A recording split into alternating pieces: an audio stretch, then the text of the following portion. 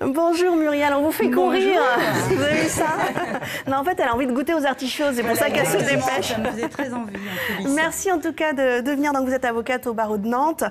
Les grands-parents ont leur propre statut, ils ont des droits et des devoirs. Voici tout d'abord un petit point très clair, un petit récap sur les fondamentaux et on en discute juste après. Tout à fait. Bon, tu finis ton assiette, sinon pas de dessert et au lit.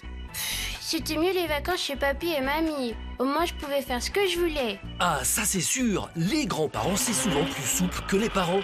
Et les grands-parents adorent garder leurs petits-enfants.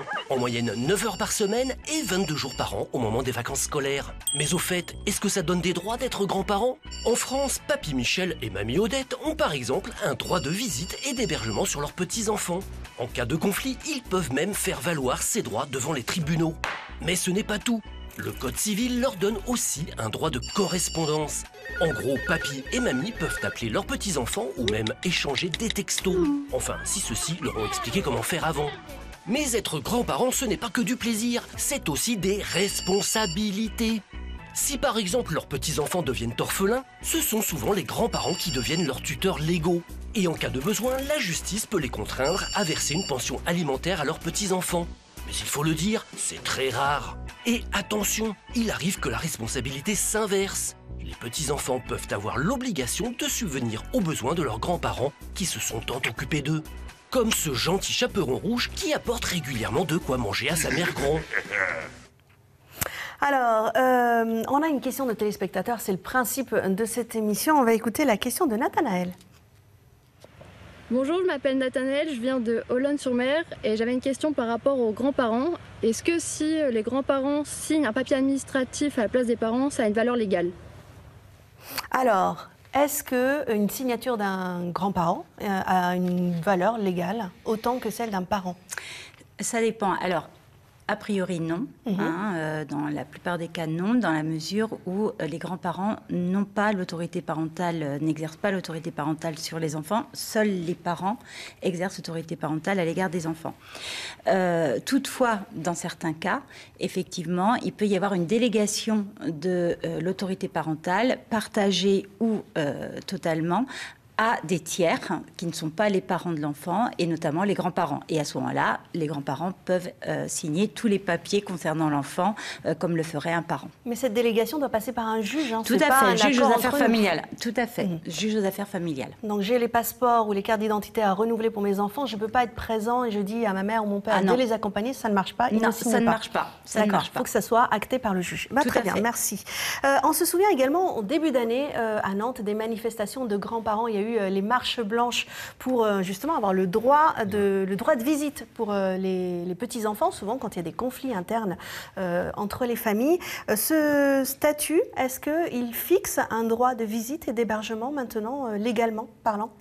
Alors, en fait, ce qui se passe, c'est que on va plutôt voir le droit du petit enfant à conserver des liens avec toutes les personnes qui ont été importantes dans sa vie et qui le sont, et notamment les grands-parents.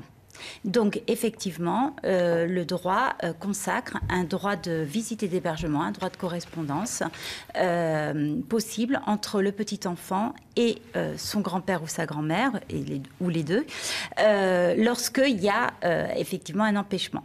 Et en général, ce sont effectivement les grands-parents qui vont faire une action en justice. Alors, souvent, il y a aussi la mise en place de médiation familiale ou d'autres modes alternatifs comme le droit collaboratif qui permettent effectivement d'obtenir la restauration de liens entre petits-enfants et grands-parents sans passer par la justice.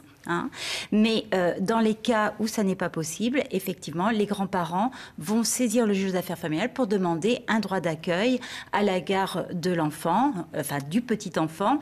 Voilà. Et dans les faits, ça se fait facilement parce qu'on imagine que si ça va jusque-là, c'est qu'il y a une vraie rupture de communication. Alors, tout à fait. Dans la famille. Alors, c'est vrai que c'est pas, enfin, ça n'arrive pas tous les jours, mais c'est quelque chose que l'on voit assez régulièrement dans nos nos cabinets. Effectivement, souvent c'est suite au décès d'un parent ou bien une mésentente très importante entre des parents et les grands-parents. Et effectivement, à ce moment-là, il y a cette possibilité de recours devant le juge aux affaires familiales. Et souvent, je vous dis, la médiation donne aussi beaucoup de bons résultats pour restaurer les liens familiaux. Alors, il y a un statut des grands-parents, mais vous disiez c'est d'abord l'intérêt de l'enfant. À savoir, s'il y a un divorce, il y a déjà 2 familles, la résidence alternée. Si en plus, il faut qu'il y ait des créneaux pour les grands-parents, ça devient compliqué à mettre en place. Et là, c'est ça qui pêche finalement. Alors, c'est ça qui pêche et non, c'est-à-dire que les juges adaptent aussi. C'est-à-dire que si effectivement l'enfant, le petit enfant a déjà 2 maisons et a un droit d'accueil chez un des 2 parents, par exemple un week-end sur 2, le juge d'affaires familiales peut aussi, alors ça dépend s'il y a des relations entre le parent et ses parents, voilà, voilà, mais le juge peut effectivement estimer que le droit d'accueil va être fait lors d'un droit d'accueil d'un enfant des parents.